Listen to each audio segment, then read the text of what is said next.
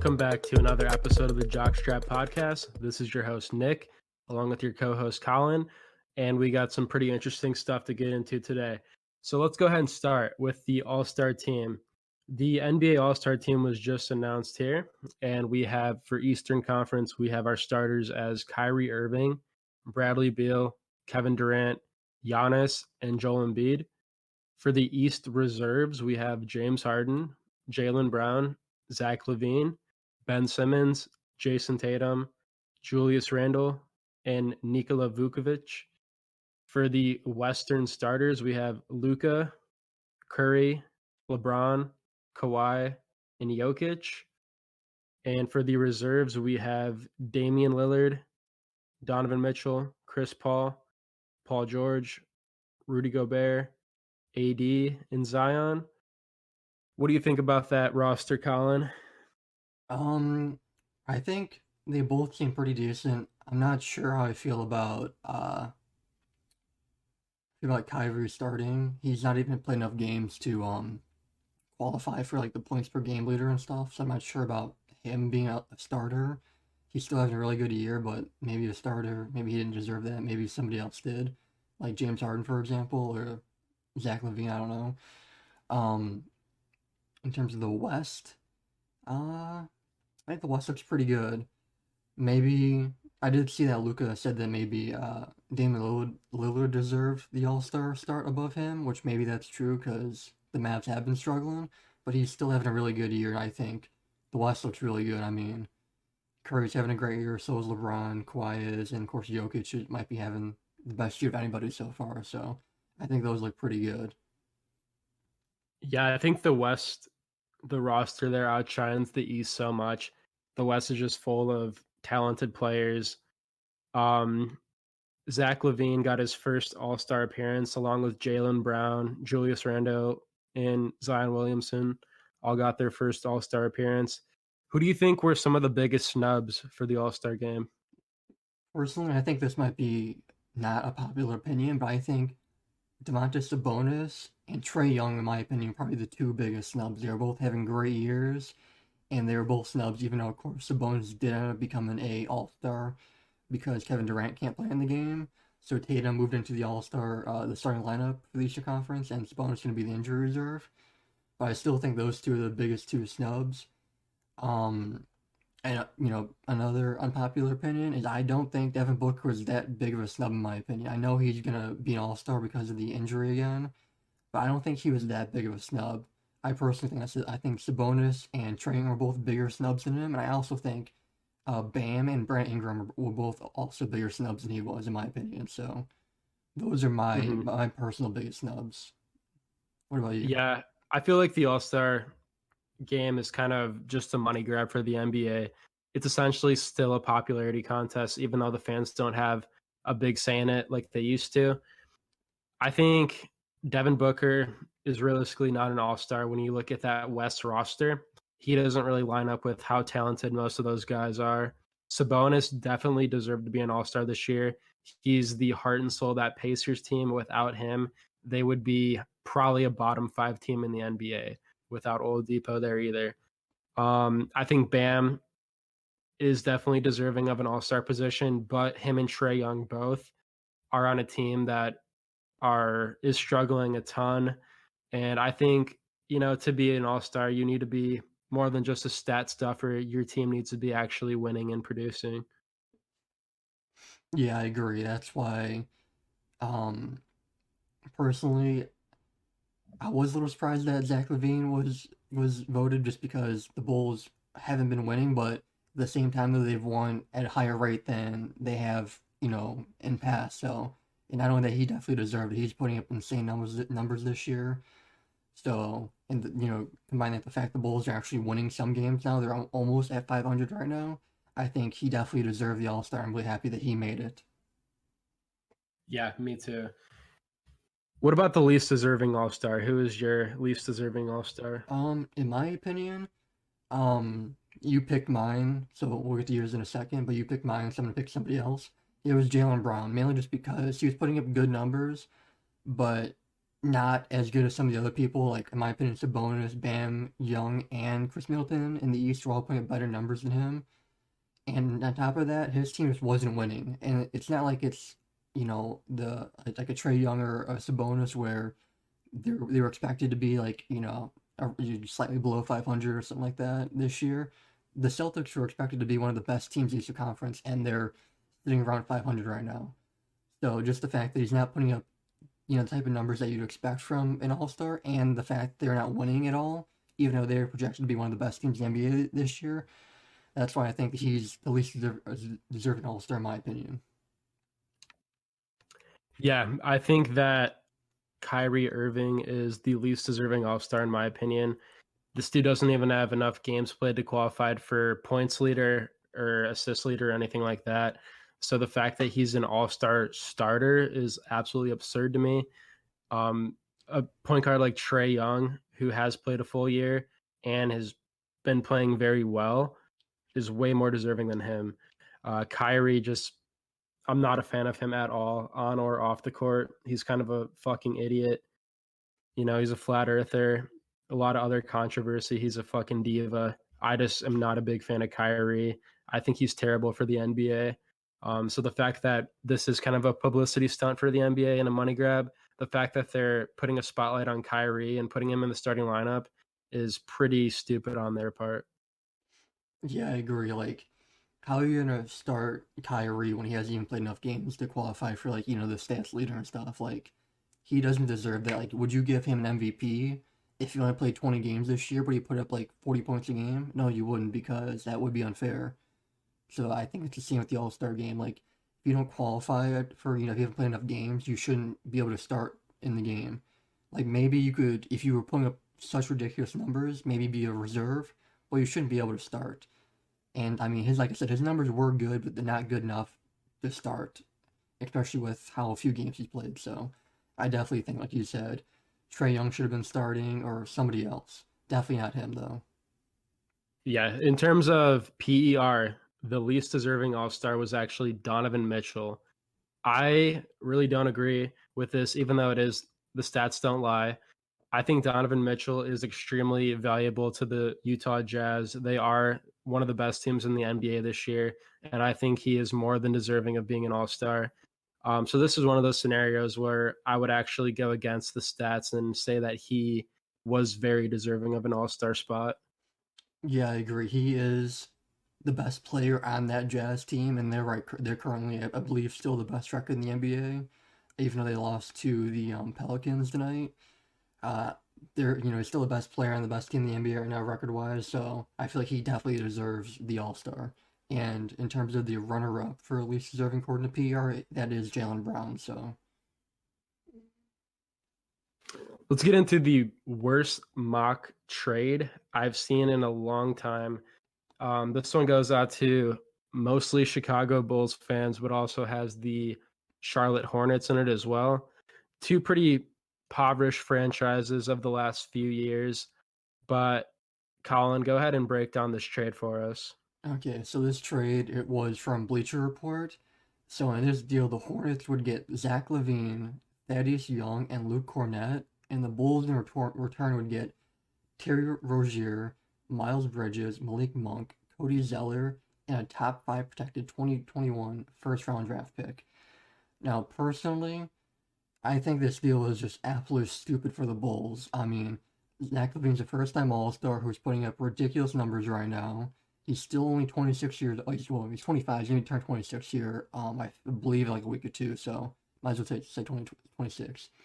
Thaddeus Young is a 32-year-old veteran who is having a really good year now with the Bulls, and there are top tier contending teams right now who are thinking about possibly giving up a first round pick for him because they think that he could be that last piece to push him over the edge to win a championship. And then Luke Cornett's kind of like a throw in. He barely plays. I think he plays somewhere around like 4 or 5 minutes a game for the Bulls. So that's kind of irrelevant to be honest. And then the Bulls in return would get basically 4 role players and a top 5 protected first round pick. So Protected. it's protected. I mean, I doubt that it would matter it's protected because right now the Hornets are I think they're sitting somewhere around like 14 right now in the draft, so I doubt that they would drop down enough for that to matter. But still, I mean, the fact that it's one first round pick for those two players, because like I said, Luke Cornett's irrelevant in this deal. Um, it's just stupid. It seems like most people, almost every trade I've seen so far, like a mock trade for Zach LaVine, is the Bulls are getting two first round picks in reserve, in return for him. And like I said, it seems like there are a few teams out there right now who might be willing to give up a first round pick for Thaddeus Young. So I think this deal is just terrible for the Bulls. Like, I don't know. I don't really understand like what was going through his mind when he made this deal, to be honest, because this deal just doesn't make any sense to me. The Bulls are getting basically nothing in return here, basically getting four role players and a protected first round pick. Yeah, I've heard about a ton of teams getting calling about Thaddeus Young. Barry McCockiner, a source from Bleacher Report, said that the Jazz have actually been calling about Thaddeus Young and have been willing to give a first round pick. I think that Thaddeus Young, if added to the Jazz, could put them over the edge in the West there. Yeah, Thaddeus Young is a really smart veteran player. He can play defense, play offense. He can pass the ball. He's pretty much like one of those guys who doesn't excel. Like he's not great at anything, but he's just really good at everything. So he's a really good bench player. He can come off the bench, could start, doesn't really matter. He can also play the 3, 4, or the 5 and play them well. So I feel like with any contending team right now, he would fit really well. But I feel like the Jazz, might put him over the top if they get him. So Mm-hmm. yeah, and And in uh, terms of Zach LaVine, I think as of right now, he's on a pretty friendly deal, pretty friendly contract still. Rumors are the Bulls are looking to extend him, but we would need at least 3 first round picks for him the way he's playing right now. yeah, he's averaging almost 30. He's averaging somewhere. I think he's averaging like 28 point something, 5 and 5, which are numbers that no person on the Bulls have put up, I think, since Jordan. So, of course, I'm not comparing him to Jordan, but I'm just saying, those are numbers have been put up by a Bulls player since him. So, yeah, if the Bulls were gonna give him up, it would have to be minimum 2, probably closer to 3. And also, like you said, he's on a team friendly contract right now. That's one thing that whenever I read articles about trades with him, that that's one of the things that's brought up about why his trade value is so high, is because he's putting up great numbers, but also because he's on such a team friendly deal and he's so young. So yeah, this deal is Mhm. just terrible in my opinion. I honestly, whoever wrote this, well, Zach Buckley, whoever he is, I don't know who you are, but you literally should be banned from writing sports articles after this. That's how terrible this fucking deal is. It's so bad. Like, did you like throw darts? Like, oh, okay, well, this dart landed on the Hornets, so I guess the Hornets are going to trade for Zach LaVine now. And you threw another dart and it landed on Terry Rozier, and that's how you picked him, and you just kept doing that. Cause that's the only way that this deal could make sense. If you didn't do, then you actually like basically thought this was a good deal. Then what's wrong with you, dude? Like honestly, I want to Yeah, know. it seems like this Zach guy doesn't know what the fuck he's talking about. He just went on 2K, selected the Bulls, and simmed a season and got this as a computer offered trade, and then just fucking submitted it to Bleacher Report and posted it. I bet this guy actually knows nothing about basketball.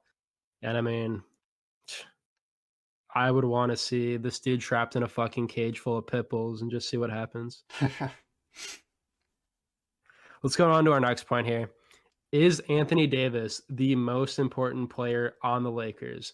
I'll actually go ahead and talk first on this one because I hate LeBron with a fucking passion. This motherfucker is the biggest crybaby I have ever seen. And if Jordan ever got the chance to play in the same era as this guy, he would fucking embarrass him. Bronny would be calling Jordan dad after he got done fucking demolishing this dude and talk about his fucking hairline. Disgusting. But Davis has missed 7 games, and the Lakers are 3-4 in those games. They got absolutely fucked by a below 500 team. Who was it that they got just like absolutely demolished by? I'm not sure. We want to keep talking. I'll look it up. Yeah, so before the injury, the Lakers were scoring around 113 points a game. Since then, they've seen a pretty big decline down to 106 points per game. For those of you that don't know how to do math, that's 8 points, which is pretty significant in the NBA, especially with the Lakers being a pretty high scoring offense.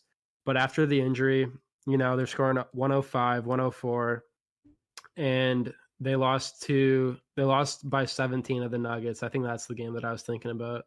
So the game that Davis left early, I think he played like 14 minutes. They lost by 17 to the Nuggets, and then after that, they barely beat the Timberwolves. That was the very next game by 8 points, and I think they have the worst record or second worst record in the NBA right now. Do you know? I think it's the worst, to Okay. be honest. It doesn't really matter. Either way, they're fucking terrible. And then they lost to the Nets, which they're playing kind of decent right now. They lost to the Heat by 2, which the Heat are struggling. And they got beat by 3 by the Wizards. I mean, what were they, like the fourth or fifth worst record in the NBA right now? So they lost to them. Yeah, they're fucking terrible. Yeah. And then they got blown out by like 20 almost. Actually more than 20 to the Jazz. And then they beat the Trailblazers and they beat the Warriors. So those are the last 2 games. So maybe they're starting to figure it out, but still, like, the Lakers supposed to be like a top 3 team in the NBA right now, and LeBron's supposed to be, like, the greatest ever. And you take away his teammate Anthony Davis, and all suddenly they go 3-4. They're not even playing 500 basketball right there. So Yeah. Yeah, no, Anthony Davis is so crucial to the Lakers' success, more than Pippen was on the Bulls. I think Davis is way better overall than Pippen ever was. And in history, it might not go down that way just because people like to exaggerate how good Pippen really was. But Pippen went to a fucking super team with Hakeem and Charles Barkley after Jordan left the Bulls, and this dude still couldn't win a fucking ring. Let that just sink in. That's how good Jordan was and how much he fucking carried Scotty. So don't be coming around saying Scotty is a top 20 player of all time. That's complete bullshit. But LeBron should be able to carry his team past the fucking Wizards if he's the greatest of all time. I think that argument's pretty irrelevant at this point in time. It's just so obvious that he's such a fucking pussy and such a bad player. yeah, and one thing I want to bring up, because I did do research on this, like maybe like a month or 2 ago. I don't remember exactly, so don't quote me on this. I know people are going to. Don't quote me on this. I believe if I remember correctly, at least according to PER, so I'm just doing that stat. That's the one I looked up because it was like 3 o'clock in the morning. I was tired, but Jordan was number 1 all time in PER, and I think LeBron was number 2 or 3, and then in between them and Scottie Pippen, I believe in fact, I know Anthony Davis was there. I'm also positive Kyrie Irving, Kevin Love, and Dwayne Wade all showed up, teammates of LeBron before they got Scottie Pippen. So all those teammates, according to PR at least, of course, the one stat, um, were better than him. So just, let that sink in. That means LeBron had what? Davis, Love, Kyrie, and Dwayne Wade. So I mean, he had 4 teammates better than Jordan's best teammate was. Just saying. And he still has less rings in more years. Yeah, that's pretty significant in terms of the GOAT conversation. But I mean, bronze sexuals aren't going to pull that one up. Let's go into our next point here. Is Damian Lillard the most clutch player in the NBA right now? So according to ESPN Stats and Info, since entering the league in 2012/2013, Damian Lillard has made 28 game-tying or go-ahead shots inside the final 20 seconds of the game, including the playoffs. That is the most in the NBA over that span. Damn, that's pretty impressive. I think he is really clutch. I always think about that playoff buzzer beater that he hit against the Thunder. That forced game 7, I believe, or maybe it sealed the deal for them. I think they won it. I think they won it off that. Yeah, I think they did. But I always go back to that and just remember how fucking clutch this dude is. I mean, without him, Portland would be shit. I'm surprised he's not going to leave Portland. It seems like he's going to stay there his whole career, but he deserves better. Just like Stephen A. Smith said, this man deserves better. He's more than likely never going to get a ring, and that's kind of a shame considering he's such a good player. Yeah, I agree. We talked about it. I think it was last podcast.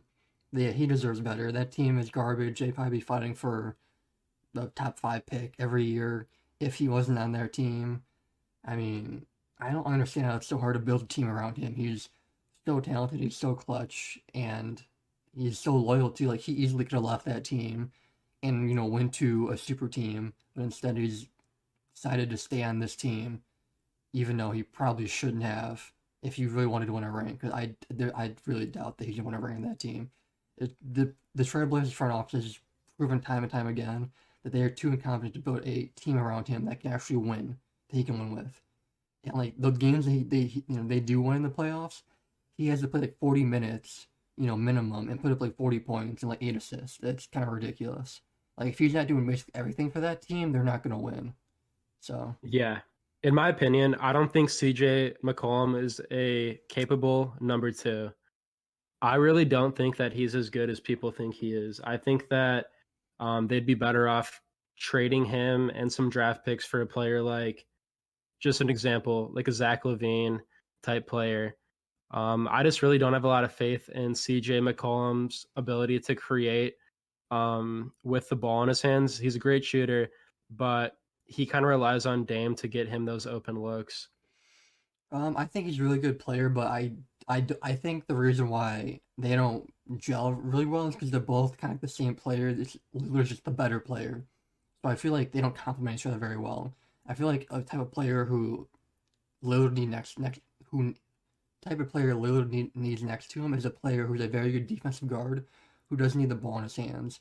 Because Lillard, even he's a great player, he's average, maybe a little bit below average defensively. So I feel like the type of player he needs next to him in that two guard spot is a more of a 3-and-D type player. CJ McCollum isn't really a great defender either. So I feel like to really complement him, it would make more sense to put, a really good defender there at that two spot. Maybe like a Klay Thompson would be a really good fit for him, kind of how he is next to Curry. Because Curry's the same way. He's great offensively. He does so many good things offensively, but in terms of defense, Curry's not that good. So I feel like McCollum is good. He just doesn't. They don't complement each other like really well. So I feel like that's more of the problem there, in my opinion. Yeah, there's a lot of good 3-and-D guys in the league right now. They could have had a chance to sign Jeremy Grant, but they kind of let that opportunity slip away. And I mean, there are a few guys that I like. Bogan Bogdanovich is another guy that they let slip away that was a free agent this year. They could have signed him pretty easily. They had the money for sure. But it seems like that front office just really isn't motivated to win right now. Yeah, I agree. Like, yeah, like you said, Grant. They could have signed Grant. Grant signed with the Pistons, and everybody kind of mocked that deal. And he's been putting up pretty good numbers with the Pistons so far this year. So it looks like the Pistons knew something we didn't because that deal's looking pretty good right now. Yeah. Let's go ahead into our next point here. DeMarcus Cousins released by the Rockets. Now, this was kind of surprising to me because he was on a pretty team-friendly deal, and I thought he was a good asset off the bench. I'm surprised that no one wanted to trade for him.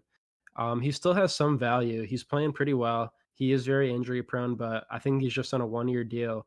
I'm surprised a contending team like the Lakers didn't throw him a bone, like a second round pick or like a late first round pick or some sort of protected pick. What do you think about that? He wasn't a really team friendly deal. I think he was either the minimum or really close to it. But at the same time, though, teams probably knew when it comes to players like him on like minimum deals that they're almost certainly going to be released. So that's probably why nobody traded for him because they were almost positive he's going to be released. But yeah, I feel like I am kind of surprised that he was released.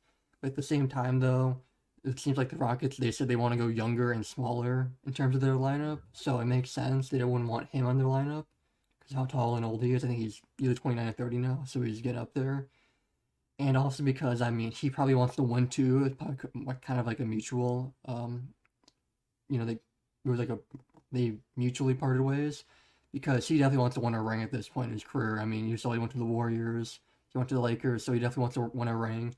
And I mean, at this point, I mean, the Rockets probably want to lose. I think they're like third right now in terms of the worst record in the NBA, so they're pretty far down there. I mean, they probably just at this point want to lose and get a good lottery pick. So this definitely seems like a it would benefit both sides with this release right here, in my opinion. The Rockets could lose and get that good draft pick they're looking for. Of course, they're never going to say that. No front office is going to say they're intentionally losing. then Cousins gets to go and hopefully get to go to a contending team. So. Yeah, what teams do you think are gonna look into signing him? Well, according to the LA Times, the Lakers are unlikely to pursue Cousins, so I know that was a big one people were talking about. So it looks like that one's not going to happen.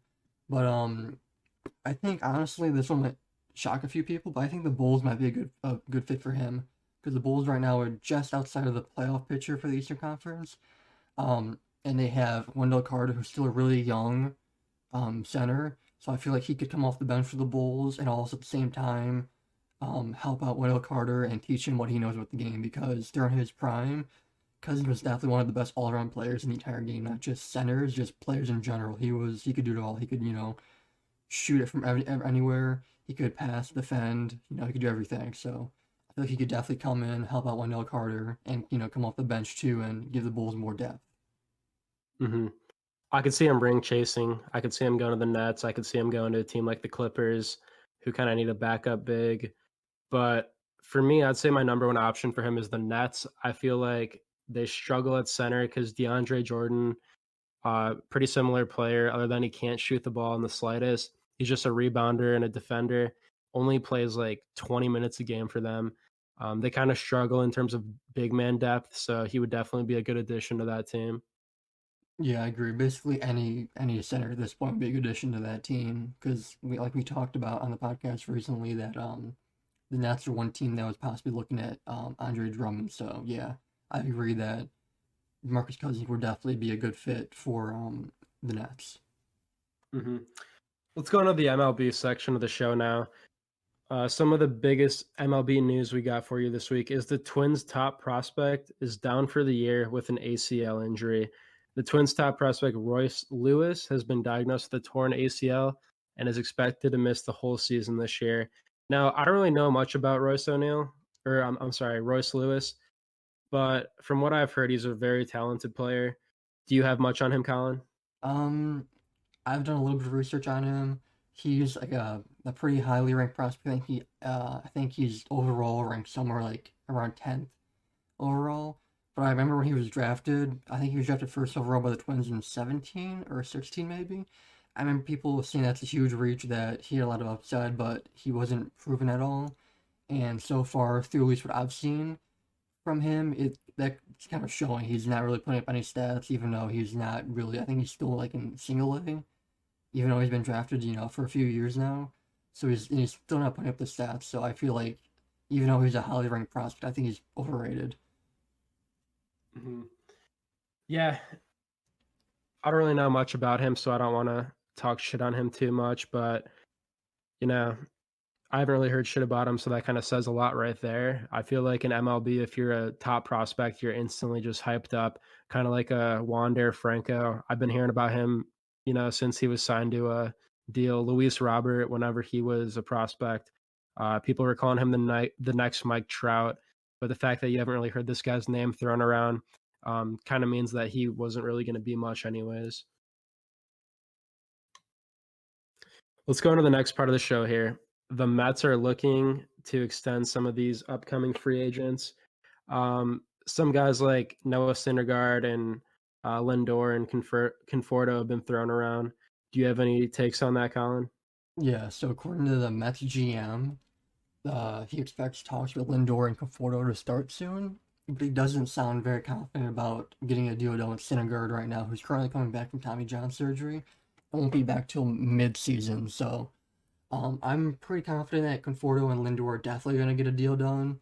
Maybe not before the season starts, but at some point this season, before the deadline, they'll definitely get a deal done because they gave up some prospects to get Lindor. So I feel like there's no way they're going to let him even hit free agency. It'd just be stupid in my opinion, considering as we've talked about before, we both think he's still the best shortstop in baseball, and because he's still, I think, what, 27 or 28, so he's still in his prime.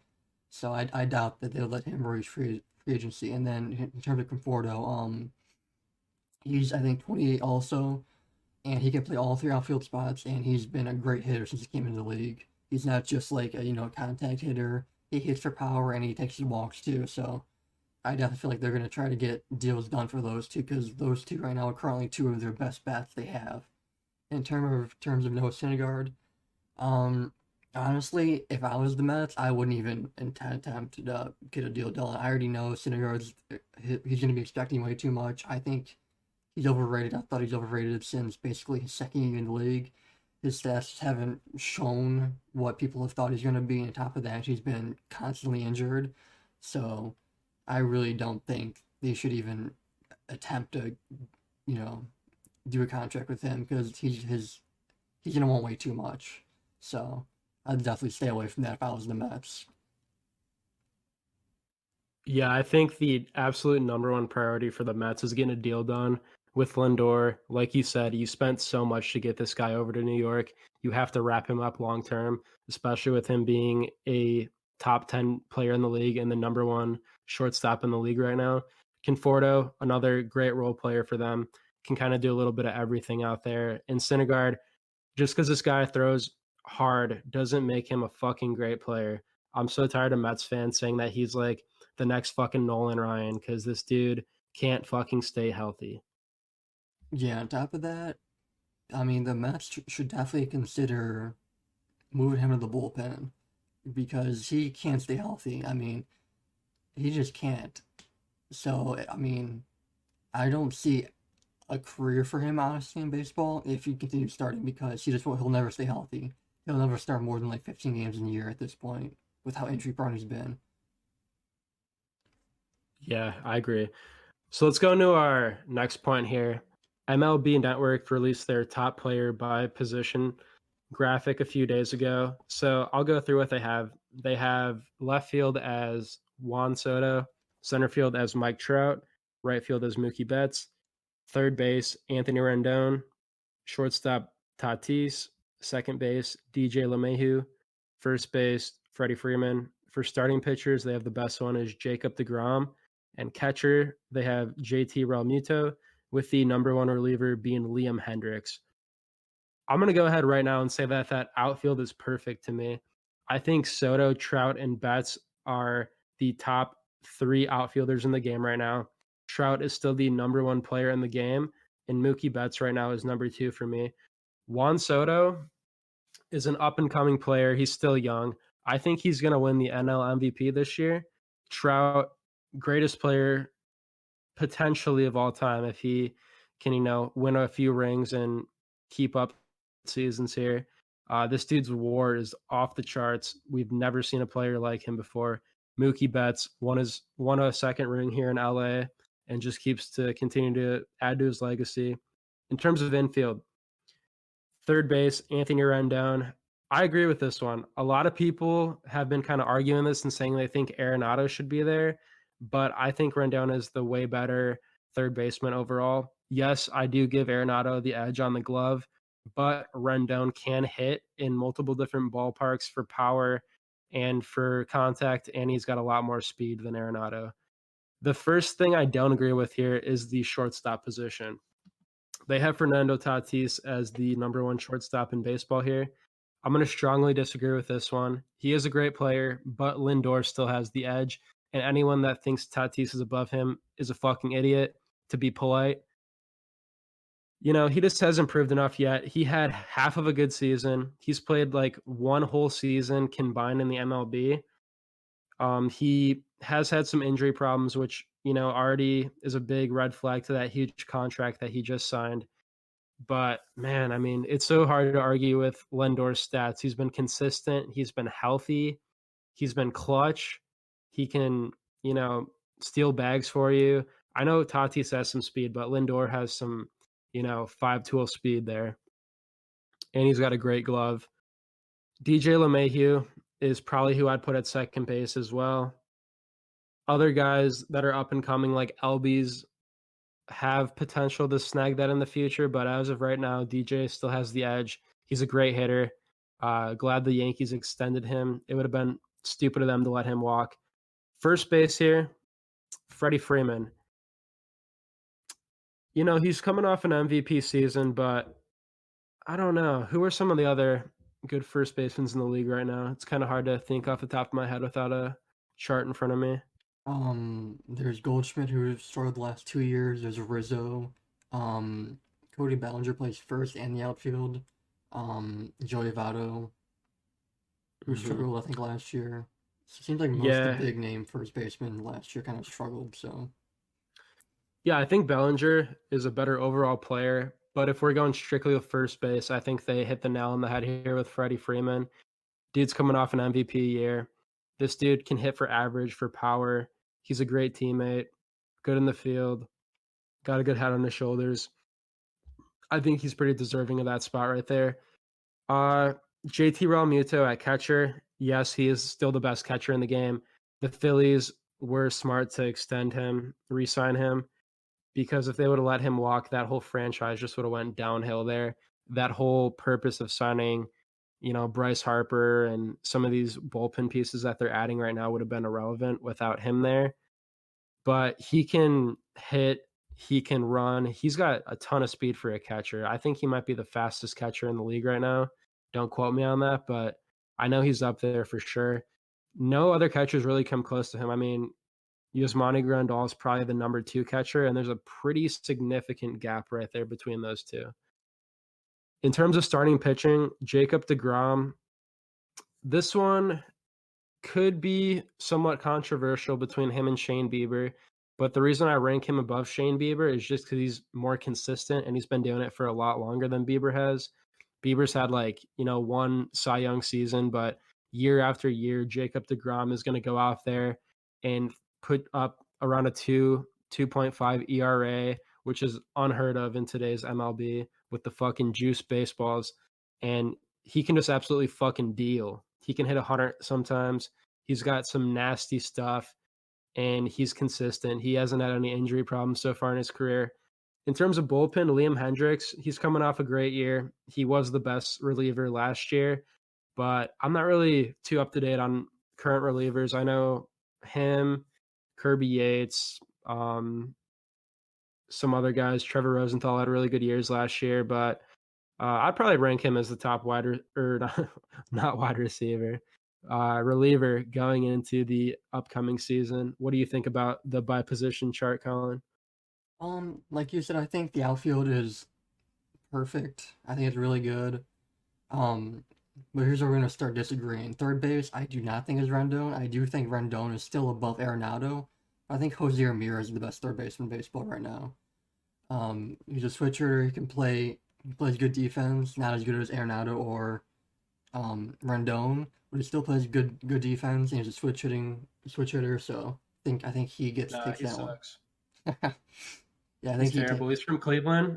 Anyone from Cleveland automatically sucks. Yeah, fuck you, LeBron. Fuck you, LeBron. Yeah. But yeah, so and then shortstop, like you said, is Tatis. I don't agree with that. I think it's Lindor. Um, just like you said, he's more proven. So I think that's really the only reason why he's just more proven, and he's just shown year over year that he's the best shortstop in baseball. He's extremely talented. So in terms of second base, um, I don't know. I think DJ Mayhew could definitely take this, but I think honestly, I think Albies is gonna have a better year this year, and I think that just long term projection wise, he's definitely gonna be the better player because Mayhew I think 34 now, so I guess you're gonna say the best player right now it's probably Mayhew, but I think in like a year or two it's gonna be Albies. So and then in terms of Freeman, yeah, let's say that's correct again. Rizzo, Goldschmidt, Votto. It seems like they've all had down years last year. Same with Bellinger too, if you want to count him. So I think Freeman would be the best there, like you said. Realmuto is the best catcher. Yeah, it's not even close in my opinion. He's definitely the best catcher. They're just kind of like in a tier by himself in terms of catcher right now. Starting pitcher, yeah, it's Jacob deGrom. He's just been so consistent the last like 4 years or so. Just consistently in like that top three, like basically without a doubt in terms of starting pitcher. So how consistently good he's been. I think that's why he's number one. And then you said Liam Hendricks, you feel like is the reserve pitcher. Here's where we're gonna disagree again. I don't even know if you've heard of him, but Devin Williams was absolutely the best pitcher, best reserve pitcher last year in baseball. It wasn't even close. And Yeah, the guy from the Brewers, he had a good yeah, year. yeah. In 22 games, he had a .33 ERA. And in those games, he pitched 27 innings and struck out 53 people. So, Yeah, he's cheating. Yeah, he has like the most ridiculous changeup ever. If you watch this dude pitch, like if he throws it, it's a strikeout. Like you can't hit that changeup, it's ridiculous. But yeah, that would be my pick for the reserve pitcher. So I feel like they definitely did pretty good here with this, but there are a few that we would definitely change. It seems like we both mostly agree on who to change and who to stay the same. Yeah. So let's go into the NFL part of the show here. This is a pretty jam-packed section here. We have a lot of news to hit on. First thing being the Russell Wilson market. Russell Wilson said that he is not demanding a trade, but if he was to be traded, he would want to go to four places, being the Cowboys, the Saints, the Bears, and the Raiders. What do you think this is all about, Colin? The fact that he said, I don't want to be traded, but if I did want to be traded, these are the four teams I would want to go to. I'm Um, pretty sure that's just a way of keeping the fans off his back, but kind of low key demanding a trade. um, I think it's definitely because it seemed like him and basically the entire organization, the Seahawks organization, have been having a bit of a feud. He's just tired of getting hit. I can't remember the exact statistic. I probably should have put it in here, but it's something like Tom Brady and like 100 and some more games. Only been sacked like 40 more times throughout his career than maybe it was quarterback hits or whatever. I don't know, but it was some really stupid statistic that like just how much more pressure Wilson has received throughout his career than Tom Brady, even though Tom Brady's played basically twice as long. Um, so that definitely seems to be why he's tired of getting hit and he wants to prolong his career with a better offensive line. And also, I also heard that he had a meeting sometime this year with the Seahawks, trying to give ideas of like what he thinks the offense should do and stuff like that. And the Seahawks basically just declined to do anything that he like brought up during that interview. So I feel like there's definitely some tension here between the two sides. So I feel like this is definitely one of those like I I'm not gonna demand a trade, but if you're gonna trade me, it's gotta be to one of these places because I do have a no trade clause. So if you're gonna start talking to teams, don't talk to any teams. It's not these four because if it's not these four, I'm not gonna accept it.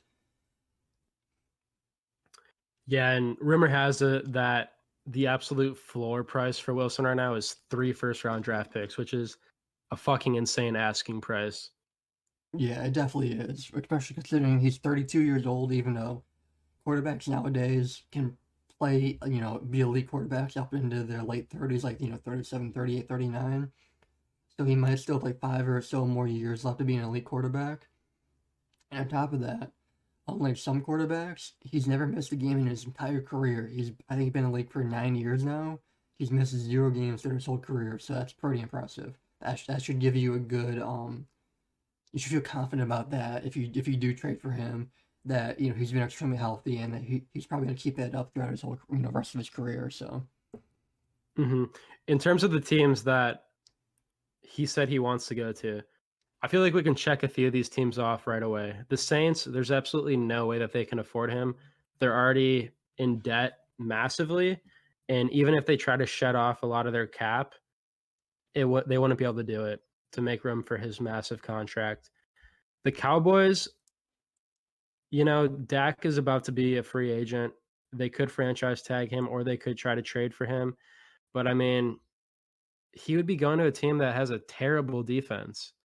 I mean, yeah, they have a few good offensive linemen still. They're nowhere near where they used to be, but I think the team that makes the most sense here is the Chicago Bears. You're probably going to think I'm just fucking biased because I'm a Bears fan, but this team has an established defense. We are a little bit over cap, but we already have been making some moves. Like today, we cut Buster Screen, which freed up some millions of dollars. And our offensive line is getting a lot better. We have James Daniels, who's an absolute fucking tank on the line. We're probably going to shed our 2 tackles this year, which will give us more money to go out and make some moves. And Cody Whitehair has proven to be a legitimate offensive lineman. And Sam Mustipher, who we just got as our center, has proven that he's going to be our long-term center. So at this point, we're pretty much looking at tackles, but the whole rest of our team is set. I'm sure that if we were able to trade for Wilson, that we could bring back Allen Robinson on a franchise tag, or sign him to a deal, he would probably be willing to take somewhat of a pay cut to come back and play with Russell Wilson. But I mean, it just makes so much sense for the Bears right now. If I'm Ryan Pace, I'm literally throwing everything I have away. I'm giving up this whole fucking future of the Chicago Bears just to go out there and get Russell Wilson. Yeah, I completely agree. Just to break it down, the Cowboys, in my opinion, make no sense because they've had a good quarterback for the last 3 years and they haven't really won anything. So, quarterback's clearly not the problem there. So, I don't know why you'd want to go there. I mean, there is one thing in common with all these. They're all really big football teams that have huge fan bases. So that seems to kind of be like his main thing that he's looking at right here is teams that have really big fan bases that he could, you know, become like really, he's already obviously famous, but just more popular and stuff if you went to these teams. But like I said, the Cowboys, they have had a good quarterback for the last few years and they haven't won, so that's clearly not the problem. The Saints already have a good defense and good offense too. The problem is they're, I think, 66 million over the cap already. So have fun shedding enough cap to get back to not being negative and then having to fit his contract in. That's gonna be almost impossible. And then the Raiders, yet again they've had a good quarterback. I mean, not a good quarterback. They've had well, yeah, I would say they're a good quarterback. He's not great or anything like that, but he's good. But their problem is yet again, their defense is terrible. Their defense is consistently like bottom five. So quarterback yet again is not the problem. So the Bears make the most sense because even though I think they're about 5 million over the cap, that's not that hard to move that money.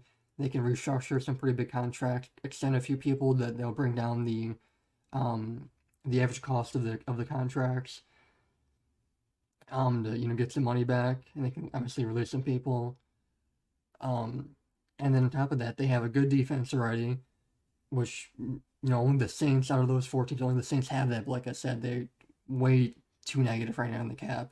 And then this is the deepest tackle class in forever. So even if the Bears were to give up their first round pick this year, they could probably get a tackle in the second and third round this year who could both be legitimate starting tackles while releasing Charles Leno and Bobby Massey, and the Bears could get around 10 million for releasing those two in added cap. So I mean, they could. There are definitely legitimate moves that the Bears could make here to easily make this work and could come out the big winner right here of the sweepstakes. And then also Bleacher Report put out a list of their ranking of the 4 teams that Wilson's is willing to be traded to. They have the Raiders as number 4 pick, so in the worst landing destination. So I would say that makes sense. They're definitely down there. Like I said, they already have a good quarterback and they're not winning. Of course, Russell Wilson's definitely the better quarterback between those two. But still, they have a serious problem at defense. They should definitely try to do a little bit on defense before they make any move on offense. Then they have the Bears at number 3, which, like me and Nick already said, we don't agree with that at all. The Bears seem like the most logical fit, just based off they already have a good defense, they already have some weapons on offense, and they can move some money around to get to be positive on the cap and sign other players. They have Saints number 2, which, like we said, there's no way. They're way too negative. And then the Cowboys, who, I mean, they've had a good quarterback, so it makes no sense. Mm-hmm. Yeah, let's go ahead and dive into our next NFL take here. J.J. Watt just signed with the Arizona Cardinals today. He actually broke the news himself, tweeting out a picture of him lifting in a Cardinals shirt and saying "source me," which was pretty funny. Kind of taking a stab at all these people that were trying to, predict where he was going and giving out false leads. But multiple teams were actually offering 15, 16 mil. And it looks like he went with one of those teams that were offering those big contracts in the Cardinals because he ended up signing for 2 years, 31 million, with 23 million of that being guaranteed. What do you think about this signing for the Cardinals, Colin? I think this could be a good signing. It's all going to depend on his health. I mean, early in his career, he was extremely healthy, never had any problems. But the last 4 years, he's been kind of out and off the field and stuff. He hasn't really played, been on consistently because he's been injured. So I feel like this deal is all going to be health related in terms of how it works out. If he can stay on the field, I feel like he's shown he can still, put up some decent stats. He can definitely help this Cardinals defense out. But if he's consistently injured and not on the field, then obviously he's not going to help out at all. So I feel like this deal is definitely going to be completely, if this deal is going to be good or not, it's going to be completely based on his health. Mm-hmm. Yeah, I agree. I honestly think that he's not going to be able to stay healthy. And I think at this point in his career, 15 to 16 million a year is just way, way, way too much for him. I know that, defensive ends are one of the high price tag players in the NFL because they can make such an impact. And the Cardinals, I see where they were going for. They definitely need to add some defense to be legitimate contenders, but I think they were reaching a little bit here. I don't think Watt is the right guy for them. Yeah, I completely agree. They're a pretty young team right now. I feel like they should have went maybe somebody a little bit younger, to fit that spot. Especially considering just like I already said, how injury prone he's been the last few years. I feel like they definitely could have found somebody better for that same amount of money. Mm-hmm. Our next point here, we're not really going to dive into it too much, but Brady is open to extensions, and the Bucks are looking to extend him. Um, from what their GM said, it's pretty much a match made in heaven. He won the Super Bowl. He had a good time doing it, so they're looking to keep that going. I could see Brady accepting some sort of extension here. Obviously, his first year with the team, he won a Super Bowl. He's only signed currently till next year. But I don't think the way he's playing, he has any signs of retiring. What do you think? Yeah, he played really good last year. Um, I feel like he would definitely be willing to sign like a 1 year extension. Um, just because he's probably not looking to retire with how he's playing right now and the fact with all these weapons around him in Tampa Bay right now, he could definitely be looking to play for 1 or 2 more years. Getting like 1 or 2 year extension, which would make sense. Mm-hmm. Time for my favorite part of the show here. Let's go into our bullshit report of the week. Colin, take it away. Okay, so according to the 49ers GM, John Lynch, he joined the Clark and Judge. He joined Clark Judge and Ira Kaufman. Any idea? Cocksucker man. Yeah, close enough. Yours better than mine. On the Eye Test for Two podcast and said he has no doubt Jimmy Garoppolo will return as the team starter. So here's the quote. Lynch was asked, if he's injury free, is there any doubt in your mind that Jimmy Garoppolo is your quarterback when you line up in September? And Lynch did not hesitate. No, not at all. I really believe that. I think this is complete bullshit. Any GM who deserves a job in the NFL would not, without hesitation, make Jimmy Garoppolo the quarterback. So, a few reasons, in my opinion, at least for this. I think Jimmy Garoppolo is extremely overrated. Like, I kept seeing all these people, so far over the offseason, saying, like, oh, like, he really, like, drove the 49ers to the Super Bowl last year. It's like, no, he didn't. The defense did. The defense last year is the best in football. The only thing he had to do was not turn the ball over and put, 1 or 2 drives together a game to make him score points because the defense was so good. That's literally all he had to do. And then on top of that, he's injury prone. He can't stay healthy. I think last year when he, no, 2 years ago when he made it to the Super Bowl, that was the only year in his whole career he's played all 16 games. Outside of that, he hasn't been able to stay healthy enough to play all 16. So I think any logical thinking GM would be definitely looking for some sort of competition or just a straight replacement for him, in my opinion. There's no way that you should be, without hesitation, thinking that he is going to be your starter. So this report is complete fucking bullshit. Yeah, from what I know about the 49ers, they seem like a pretty well-ran franchise, and I think there's absolutely no way that they keep Jimmy Garoppolo around for the long term. He's just proven that he's not the answer there. Yes, he led them to a Super Bowl, but any other capable quarterback probably could have won that Super Bowl for them. He was making some fucking terrible throws there. He kind of took them out of that game single-handedly. And I think that Lynch was just saying that to kind of keep the fucking media out of his face. If he just like agreed and said, "Oh yeah, no, he's going to be the starter," it kind of just sort of slid under the rug.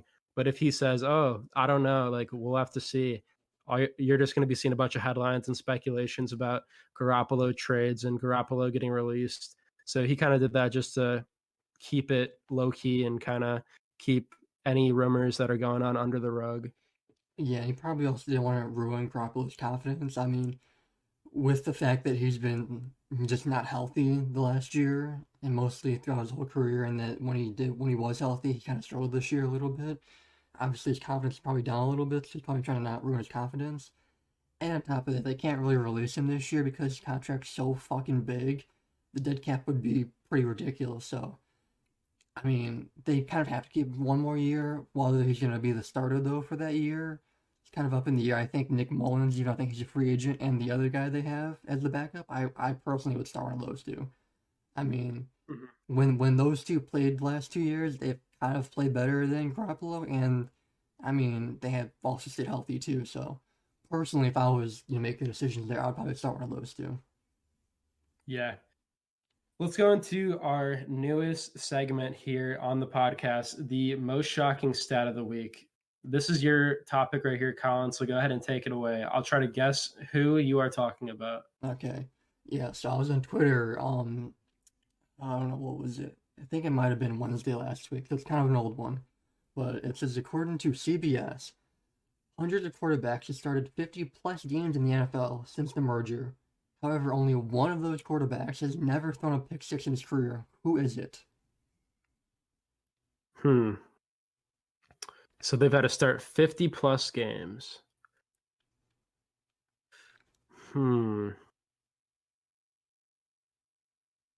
This is a tough one. I'm going to go with, let's put it this way. Was it something that shocked you? Yeah, it was. That's why it's the most shocking stat of the week. I was definitely surprised when I saw that. I have a guy in mind, but I just don't know if he started 50 games in the NFL. Well, let's hear the guess. I was going to say Mitch Trubisky. And you are correct. It is Trubisky. The reason I said that is because I feel like I've watched every single Bears game, and I just don't remember him throwing any pick sixes. Turns out my memory is pretty good, so I was right. But the big question with him is I just didn't know if he started 50-plus games or not. Yeah, I mean, apparently he's the greatest ever. I mean, he's the only quarterback to play 50 or start 50-plus games and not throw a pick six, and he's the only player ever to win the was it the MVP? Yeah, the MVP. Yeah, so I mean, I don't know. What are the Bears doing? Status. Yeah, what are the Bears doing? He's still a free agent. They didn't sign him to a max extension yet, like Carson Wentz got and Garoppolo and Goff got. What are they doing? This dude is so good. The Bears are, fumbling the bag right now. They have the best quarterback of all time, and they're letting him slip away. Yeah, I don't know what they're doing. All right, guys. Well, that wraps up the episode this week. Thank you for joining us. Come back next week. We have some pretty amazing stuff planned. Go ahead and leave us a like, share with your friends, and check us out on social media. Check out my TikTok, Nick on Top, along with our podcast TikTok account, Jockstrap Podcast. And thank you for joining us. We will see you next week.